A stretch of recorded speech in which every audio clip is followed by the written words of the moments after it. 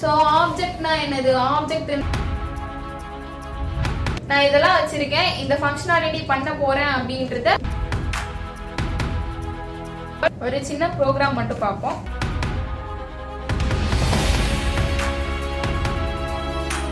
நாம கொடுக்குற main method எப்பவும் பப்ளிக்கா தான் இருக்கும். கிளாஸ் அப்படின்றது blueprint for creating object. So ஆப்ஜெக்ட்னா என்னது? ஆப்ஜெக்ட்ன்றது ஒரு பொருள் இல்லையா? சோ எல்லா ஆப்ஜெக்ட்டுக்குமே ஸ்டேட் அண்ட் பிஹேவியர்ஸ் இருக்கும். சோ ஸ்டேட்னா என்ன, பிஹேவியர்னா என்ன? ஸ்டேட் அப்படின்றது இப்போ ஃபார் எக்ஸாம்பிள் என்கிட்ட ஒரு லேப் இருக்கு அப்படின்னா அந்த லேப்க்கு ஒரு ஸ்டேட்டும் இருக்கும், பிஹேவியரும் இருக்கும். அதோட ஸ்டேட்ஸ்லாம் என்னவா இருக்கும் அப்படின்னா அதோட ஷேப் ரெக்டாங்கிள் ஷேப்ல இருக்கும், இல்ல அதோட கலர். சோ இது எல்லாமே அதோட ஸ்டேட்ஸா இருக்கும். அதோட பிஹேவியர் என்னவா இருக்கும் அப்படின்னா நான் ஆன் பண்ணனா ஆன் ஆகும், ஆஃப் பண்ணா ஆஃப் ஆகும். நான் ஏதாச்சும் டைப் பண்றேன் அப்படின்னா நான் என்ன டைப் பண்றேனோ அது எல்லாமே எனக்கு டிஸ்பிளேல வரும் இல்லையா?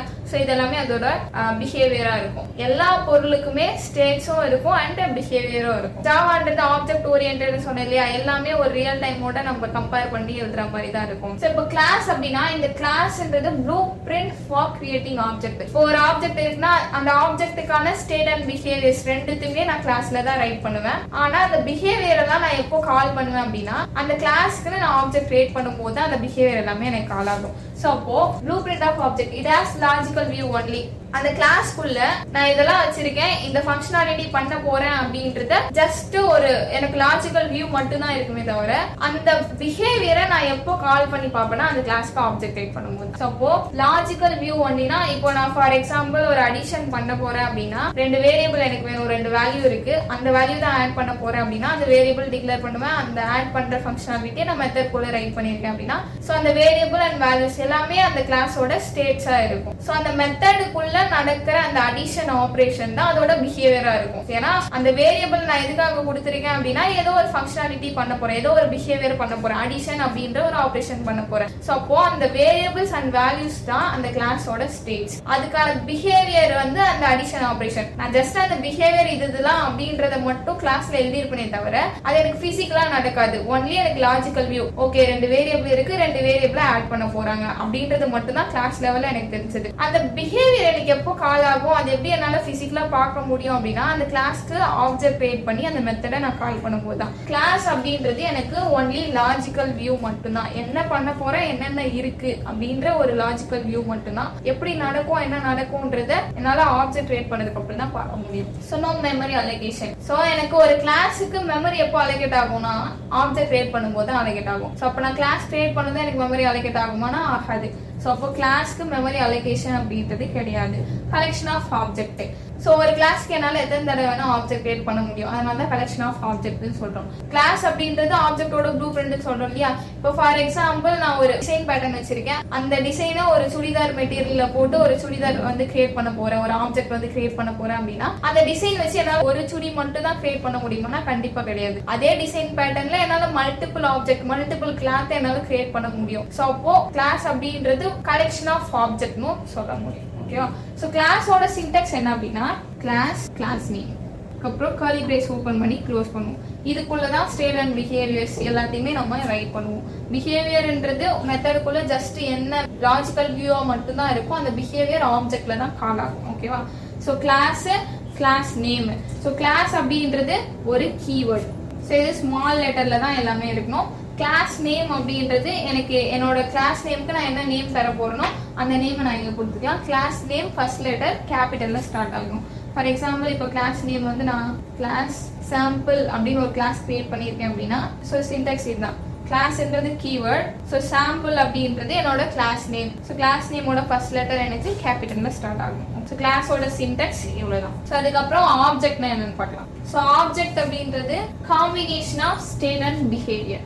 So object அப்படின்றது combination of state and behavior. Class அப்படின்றதுல state behavior என்னென்ன அப்படின்றது நான் கிளாஸ்ல ஜஸ்ட் எனக்கு ஒரு லாஜிக்கல் வியூ மட்டும் தான் இருக்கும். ஓகே இந்த வேரியபிள்ஸ் இருக்கு, இந்த வேரியபிளை வச்சு இதெல்லாம் பண்ண போறாங்க அப்படின்றது மட்டும் ஒரு லாஜிக்கல் வியூ மட்டும் தான் இருக்கும். ஆனா ஆப்ஜெக்ட் அப்படி இல்லை, it has both logical and physical view. So என்னால அந்த ஆப்ஜெக்ட் யூஸ் பண்ணி அந்த மெத்தடை கால் பண்ணேன், கிளாஸ்ல இருக்க அந்த மெத்தடை நான் கால் பண்ணேன் அப்படின்னா அந்த மெத்தடுக்குள்ள எழுதி இருக்க அந்த ஃபங்க்ஷனாலிட்டி, அதாவது பிஹேவியர், அது என்ன பிஹேவியர் பண்ண போகுது அப்படின்றத என்னால பிசிக்கலா பார்க்க முடியும். ஸோ அதை ஆட் ஆகி எனக்கு அவுட்புட் வரும்போது அந்த அவுட்புட் என்னால பிசிக்கலா பார்க்க முடியும். ஸோ அதனால ஆப்ஜெக்ட் அப்படின்றது both logical and physical view ரெண்டுமே இருக்கும். So state and behaviour, object அப்படின்னும் போது ஸ்டேட்டும் இருக்கும், பிஹேவியரும் என்னால பார்க்க முடியும். It has memory allocation. நான் எப்போ ஆப்ஜெக்ட் கிரியேட் பண்றனோ அப்பதான் அந்த கிளாஸ்க்கு மெமரி அலோகேட் ஆகும். நான் எப்போ கிளாஸ் கிரியேட் பண்ணும்போது மெமரி அலோகேட் ஆகாது. அந்த கிளாஸ்க்கு நான் ஆப்ஜெக்ட் கிரியேட் பண்ணும்போது தான் மெமரி அலோகேட் ஆகும். ஸோ ஆப்ஜெக்ட்டுக்கான சின்டாக்ஸ் என்ன அப்படின்னா, ஸோ ஃபர்ஸ்ட் நம்ம கிளாஸ் கிரியேட் பண்ணும்போது சாம்பிள் ஒரு கிளாஸ் கிரியேட் பண்ணுவோம் இல்லையா, அந்த கிளாஸ்க்கே ஆப்ஜெக்ட் கிரியேட் பண்ணுவோம். ஸோ அப்போ சாம்பிள்ன்ற கிளாஸ்க்கு நான் எப்படி ஆப்ஜெக்ட் கிரியேட் பண்ணுவேன்னா, சாம்பிள் பிஜே equal to new sample of.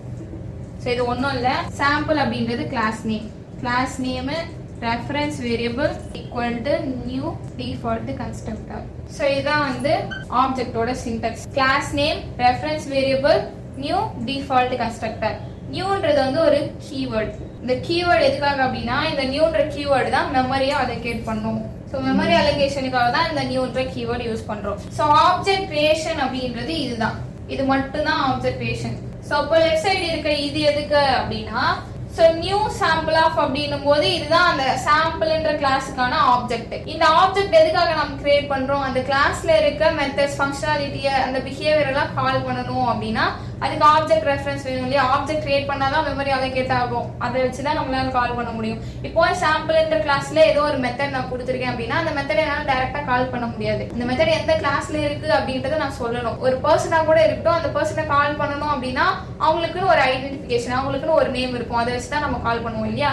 So அப்போ சாம்பிள்ன்ற கிளாஸ்ல இருக்க மெத்தடை நான் கால் பண்ணோம் அப்படின்னா அந்த கிளாஸ்க்கு நான் ஆப்ஜெக்ட் கிரியேட் பண்ணி அந்த ஆப்ஜெக்டை நான் ஒரு வேரியபிள ஸ்டோர் பண்றேன். ஸோ அந்த அதுக்கு ஒரு ரெஃபரன்ஸ் கொடுக்குறேன். இப்போ கிளாஸ்ல இருக்க வேரியபிளா இருக்கட்டும் இல்ல மெத்தடா இருக்கட்டும், ஏதோ ஒன்று நான் கால் பண்றேன் அப்படின்னா அதுக்குன்னு ஒரு ஐடென்டிஃபையர் வேணும். இப்போ நார்மலா ஒரு பர்சனை கால் பண்றோம் அப்படின்னா அவங்க நேம் வச்சு தானே கால் பண்ணுவோம். அதே மாதிரி இப்போ நான் கிளாஸ்ல இருக்க ஒரு மெத்தடையோ வேரியபிளையோ கால் பண்றேன் அப்படின்னா அது எந்த கிளாஸ்ல இருக்கு அப்படின்றத நான் மென்ஷன் பண்ணுவோம். ஸோ அப்போ அந்த கிளாஸுக்கான ஆப்ஜெக்டை நான் ஒரு வேரியபிள்ல ஸ்டோர் பண்ணிருக்கேன். இதை வச்சு அந்த கிளாஸ்ல இருக்க வேரியபிள் மெத்தட்ஸ் எல்லாத்தையும் என்னால அசஸ் பண்ண முடியும். அப்போ அதுக்கு முன்னாடி கிளாஸ் நேம் எதுக்காக, ஆப்ஜெக்ட் கிரியேட் பண்ணிட்டீங்க, அந்த ஆப்ஜெக்ட ஒரு வேரியபிளுக்கு அசைன் பண்ணிட்டீங்க. அப்போ இந்த கிளாஸ் நேம் எதுக்காக அப்படின்னா இந்த ஆப்ஜெக்ட் ரெஃபரன்ஸ், அதாவது இந்த ரெஃபரன்ஸ் வேரியபிள் ஒரு ஆப்ஜெக்ட்கான ரெஃபரன்ஸ் வேரியபிள். ஆமாவா. சோ அப்போ அந்த ஆப்ஜெக்ட் எந்த கிளாஸோட ஆப்ஜெக்ட் அப்படின்றத மென்ஷன் பண்ணோம் இல்லையா, அதுக்காக தான் முன்னாடி கிளாஸ் நேம் கொடுக்குறோம். சோ அப்போ இந்த ஓபிஜே அப்படின்ற ரெஃபரன்ஸ் கிளாஸ் சாம்பிளோட ரெஃபரன்ஸ். சோ இந்த ஆப்ஜெக்ட் கிளாஸ் சாம்பிள்ன்ற கிளாஸ்க்கு நான் ஆப்ஜெக்ட் கிரியேட் பண்ணிருக்கேன். அந்த ஆப்ஜெக்ட ஒரு ரெஃபரன்ஸ் வேரியபிள்ல ஸ்டோர் பண்ணிருக்கேன். இந்த வேரியபிள் எந்த கிளாஸோட ரெஃபரன்ஸ் வேரியபிள் அப்படின்றத மென்ஷன் பண்றதுக்காக தான் அதுக்கு முன்னாடி கிளாஸ் நேம் கொடுக்குறோம். சோ ஆப்ஜெக்ட்டோட சின்டாக்ஸ் அவ்வளவுதான். Class name, reference variable, new default constructor. Default constructor கிளாஸோட டிஃபால்ட் கன்ஸ்ட்ரக்டரா இருக்கணும். Class name, reference variable, new. நியூன்றது ஒரு கீவேர்ட். ஒரு சின்ன ப்ரோக்ராம் மட்டும் பார்ப்போம். என்ன அப்படின்னா கிளாஸ்க்கு ஒரு நேம், அதே sample கொடுத்துப்போம். So main method, public static void string of args. So system dot out dot printer and classes.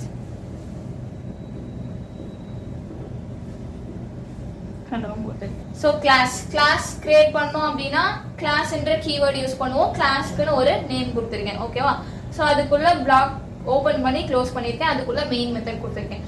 So நான் எழுதுற எல்லா ப்ரோக்ராம்லயுமே நான் எத்தனை கிளாஸ் கிரியேட் பண்ணாலுமே அந்த ப்ரோக்ராம் எங்க இருந்து எனக்கு ஸ்டார்ட் ஆகும் அப்படின்னா மெயின் மெத்தட்ல இருந்து தான் ஸ்டார்ட் ஆகும். சோ மெயின்ல இருந்து மட்டும் தான் ப்ரோக்ராம் எக்ஸிகியூஷன் நடக்கும். சோ அப்போ நான் எழுதுற எல்லா ப்ரோக்ராம்லயும் ஒரு மெயின் மெத்தட் நம்ம கண்டிப்பா வச்சிருக்கணும். சோ இந்த மெயின் மெத்தட் எப்பவுமே public static void main string of arguments. So இந்த ஃபார்மேட்ல தான் இருக்கணும். ஏன் அப்படின்னா பப்ளிக்னா என்ன, ஸ்டாட்டிக்னா என்னன்றது ஃபர்ஸ்ட் சொல்லிடுறேன். சோ இதுல கிளாஸ் அப்படின்றது கீவேர்ட், ஆல்ரெடி சொன்னேன், இது எல்லாருக்குமே தெரியும். இது கிளாஸோட நேம். சோ நெக்ஸ்ட் வந்து public static void main string of arguments இருக்கா. இதுல இந்த பப்ளிக் அப்படின்றது அசிஸ்ட் மாடிஃபையர், ஸ்டாட்டிக் அப்படின்றதும் ஒரு கீவேர்ட். இது என்ன பண்ணும் அப்படின்னா கம்பைல் டைம்லயே மெமரி அலோகேட் பண்ணும். சோ கம்பைல் டைம்லயே மெமரி அலோகேட் பண்றதுக்காக தான் ஸ்டாட்டிக் அப்படின்ற கீவேர்ட் யூஸ் பண்றோம். Compile time memory allocation. So void அப்படின்றது ரிட்டர்ன் டைப், ஆனா இது எதையும் ரிட்டர்ன் பண்ணாது, அதனால நான் ரிட்டர்ன் டைப். ஸோ மெயின் அப்படின்றது மெத்தடோட நேம். ஸ்ட்ரிங் ஆஃப் ஆர்குமெண்ட்ஸ் அப்படின்னா ஜாவால நம்ம கொடுக்குற எல்லா வேல்யூஸுமே அது ஸ்ட்ரிங் ஆர்குமெண்ட்ஸ் தான் எடுத்துக்கும். ஸோ இந்த உள்ள நம்ம பாஸ் பண்ணியிருக்க ஆர்குமெண்ட் வந்து ஸ்ட்ரிங், எல்லா வேல்யூஸும் அது ஸ்ட்ரிங்கா எடுத்துக்கிறதால ஸ்ட்ரிங் ஆஃப் ஆர்குமெண்ட்ஸ் கொடுத்துருக்கோம். So first modifier, access modifier, public. Modifiers வந்து நிறைய மாடிஃபையர் இருக்கு, 4 டைப்ஸ் ஆஃப் மாடிஃபையர்ஸ் இருக்கு. நாம கொடுக்குற மெயின் மெத்தட் எப்பவும் பப்ளிக்கா தான் இருக்கும். எதனால பப்ளிக்கா தான் இருக்கணும் அப்படின்னா, இப்போ இந்த ப்ரோக்ராமை நான் கம்பைல் பண்ணுவேன், கம்பைல் பண்ணி ரன் பண்ணுவேன் இல்லையா. ஸோ அப்போ கம்பைல் பண்ணணும்னா எனக்கு கம்பைலர் வேணும், ரன் பண்ணணும்னா JVM வேணும், அப்போ எனக்கு JDK கிட் வேணும். ஸோ என்னோட JDK கிட் நான் என்னோட சிஸ்டம்ல இன்ஸ்டால் பண்ணியிருந்தாலுமே அதை நான் வேற ஒரு பாத்துல தான் பண்ணியிருப்பேன். ஏதோ ஒரு ஃபோல்டர்ல நான் என்னோட JDK-வை நான் டவுன்லோட் பண்ணி வச்சிருப்பேன். ஆனா நான் ரைட் பண்ற ப்ரோக்ராம வேற ஒரு ஃபோல்டர்ல வேற ஒரு பாத்துல நான் சேவ் பண்ணிருக்கலாம். அப்போ மெயின் மெத்தட் எனக்கு எக்ஸிக்யூட் ஆக ஸ்டார்ட் ஆகுது அப்படின்னா எனக்கு கம்பைலர் JVM வந்து இதை அசஸ் பண்ணும். ஸோ JVM வந்து இதை அசஸ் பண்ணணும், ரீட் பண்ணி எடுக்கணும் அப்படின்னா இது கண்டிப்பா பப்ளிக்கா இருக்கணும். இதோட அசஸபிலிட்டி எல்லா லெவல்லையும் இருக்கணும், எங்க வேணா இதை அசஸ் பண்ண முடியற மாதிரி இருக்கணும். ஸோ மாடிஃபையர்ஸ் அப்படின்ற தனி கான்செப்ட் இருக்கு, அதை பார்க்கும்போது இன்னும் நல்லா புரியும். ஸோ மெயின் மெத்தட் எனக்கு எப்பவுமே பப்ளிக்கா தான் இருக்கணும். Then next static.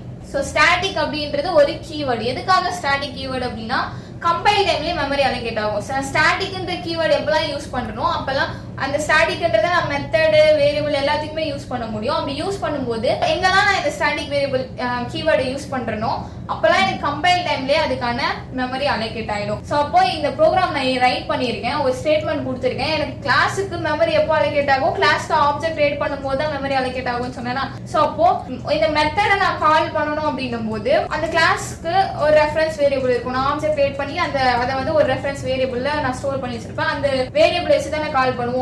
ஆனா எனக்கு மெயின் மெத்தட் ஆட்டோமேட்டிக்கா ஸ்டார்ட் ஆகுது. எதனால அப்படின்னா ஸ்டாட்டிக்கா இருக்கிறதால. ஸ்டாட்டிக்கா இருக்கு அப்படின்னும் போது எனக்கு கம்பைல் டைம்ல மெமரி அலோகேட் ஆயிடும். சோ எனக்கு எந்த ஒரு ரெஃபரன்ஸும் இல்லாம இது ஆட்டோமேட்டிக்கா கால் ஆகும். சோ எல்லா ஸ்டாட்டிக் மெத்தடுமே ஆட்டோமேட்டிக்கா கால் ஆகுமானா கிடையாது, ஒன்லி மெயின் மெத்தட் மட்டும் தான். ஏன் அப்படின்னா மெயின் மெத்தட் மட்டும் தான் JVM வந்து கால் பண்ணும். சோ அதனால இது ஆல்வேஸ் ஸ்டாட்டிக்கா இருக்கணும். வாய்ட் அப்படின்றது நான் ரிட்டர்ன் டைப். சோ நான் ரிட்டர்ன் டைப்னா இந்த மெத்தட் எனக்கு எதையும் ரிட்டர்ன் பண்ணாது அப்படின்றத மென்ஷன் பண்றதுக்காக தான் வாய்ட்ன்றதை கொடுத்துருக்கோம். சோ ரிட்டர்ன் டைப் நார்மலா மெத்தட்ஸ்ன்ற கான்செப்டும் இருக்கு. அந்த மெத்தட்ல மெத்தட ரிட்டர்ன் டைப்பாவும் வைக்க முடியும், நான் ரிட்டர்ன் டைப்பாவும் வைக்க முடியும். சோ மெயின் மெத்தட் எனக்கு எதையும் ரிட்டர்ன் பண்ணாது அப்படின்றத மென்ஷன் பண்றதுக்காக தான் வாய்ட்ன்றதை கொடுத்துருக்கோம். சோ மெயின்ன்றது மெத்தட் நேம். சோ இதுவும் ஆல்ரெடி சொல்லியாச்சு. சோ அதுக்கப்புறம் இதுக்குள்ள ஒரு பிரிண்டிங் ஸ்டேட்மெண்ட் கொடுத்திருக்கேன். system.out.println hello அப்படின்னு சொல்லிட்டு நான் கொடுத்திருக்கேன்னா, சோ அப்ப எனக்கு இந்த ப்ரோக்ராமோட அவுட்புட் என்ன வரும் அப்படின்னா ஹலோ அப்படின்றது தான் வரும். சோ இந்த system.out.printlnல டபுள் கோர்ஸ்க்குள்ள நான் என்ன கொடுத்தாலுமே அது எனக்கு அப்படியே பிரிண்ட் ஆகும். நான் டபுள் கோர்ஸ்க்குள்ள கொடுக்காம ஏதாவது கொடுத்திருக்கேன், சோ இந்த ஹலோன்றதே எப்படியே நான் டபுள் கோர்ஸ்க்குள்ள கொடுக்காம கொடுத்திருக்கேன் அப்படின்னா அது ஒரு வேரியபிளா கன்சிடர் பண்ணிட்டு அதுக்கான வேல்யூ எங்க இருக்கு அந்த கிளாஸ்க்குள்ள அப்படின்றத தேடி கொண்டு வந்து அதுக்கான வேல்யூ வந்து பிரிண்ட் பண்ணும். சோ இப்போ இதுக்குள்ள டபுள் கோர்ஸ்ல என்ன கொடுத்தாலும் அது அப்படியே பிரிண்ட் ஆகும். டபுள் கோர்ஸ்ல இல்லாம கொடுத்தேன் அப்படின்னா அதுக்கான வேல்யூ என்னவோ அதை சர்ச் பண்ணி கொண்டு வந்து அதுக்கான வேல்யூ எனக்கு பிரிண்ட் பண்ணும். சோ இதுல system.out.println இருக்கு இல்லையா, இதுல சிஸ்டம் அப்படின்றது ஒரு கிளாஸ், அவுட் அப்படின்றது இன்ஸ்டன்ஸ் ஆஃப் கிளாஸ், print அப்படின்றது ஒரு மெத்தட். சோ இந்த printன்ற மெத்தட் எதுல இருக்கு அப்படின்னா print streamல இருக்கு. சோ ln அப்படின்றது வேற ஒண்ணும் இல்ல, next line or new line சொல்லுவாங்க. சோ நான் கொடுக்குற ஸ்டேட்மென்ட் பிரிண்ட் பண்ணிட்டு கர்சரை வந்து நெக்ஸ்ட் லைனுக்கு மூவ் பண்றதுக்காக தான் ln யூஸ் பண்ணுவோம். சோ சிஸ்டம்ன்றது கிளாஸ், அவுட்ன்றது இன்ஸ்டன்ஸ் ஆஃப் கிளாஸ், printன்றது ஒரு மெத்தட். எனக்கு எந்த ஒரு நேம் பக்கத்துல parenthesis வருதோ அது எல்லாமே மெத்தட்ஸ். சோ println பக்கத்துல ஒரு parenthesis வருது, சோ இது எனக்கு ஒரு மெத்தட். மெயின் பக்கத்துல parenthesis எல்லாமே மெத்தட். சோ மெத்தட்ன்ற கான்செப்ட் பெருசு தனியா இருக்கு, அதையும் பார்ப்போம். சோ இந்த ப்ரோக்ராமை கம்பைல் பண்ணி பைட் கோட் எப்படி இருக்கும் அந்த பைட் கோடையும் பார்க்கலாம், அப்படியே இன்ஸ்டாலேஷன் ப்ராசஸையும் சேர்த்து பார்க்கலாம்.